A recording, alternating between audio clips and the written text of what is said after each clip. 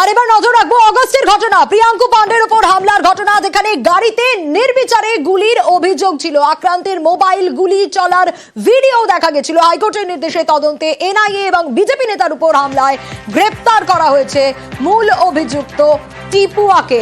আরো বিস্তারিত অরুণ জানাতে পারবে এই বিষয়ে। অরুণ, দেখো 2024-এ 28শে আগস্ট বিজেপি সেদিনকে বাংলা বন্ধ ছিল। বাংলা বন্ধের দিন সে তখন বাড়ি থেকে বেরোবার সময় তাকে এলোপাতাড়ি গুলি চালানো হয় এবং তাকে লক্ষ্য করে বোমা ছোড়া হয়।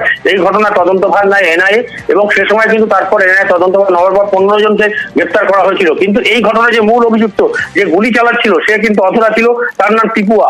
তাকে অনেকদিন ধরে পুলিশ তাকে খোঁজাখুঁজি করছিল। সে গতকাল রাত্রেবেলা বাড়িতে আসে, সে সময় তাকে ভাটপাড়া থানা পুলিশ থেকে গ্রেপ্তার করে এবং যারা মোট 16 জনকে কিন্তু গ্রেপ্তার করা হলো এই ঘটনায়। বেশ,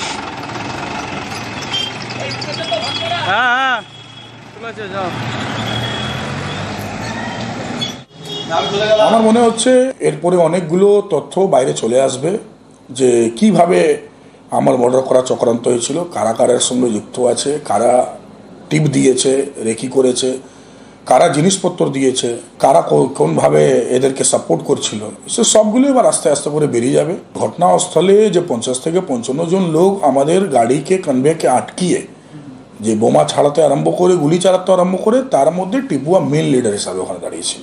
যারা করে তারা এক না একদিন ভগবান ঠিক শাস্তি দেওয়ার জায়গা করে দেয়। কতদিন কেউ কাউকে বাঁচাতে পারবে? আর এর পিছনে যারা আছে তারাও বেশি দিন বাঁচবে না।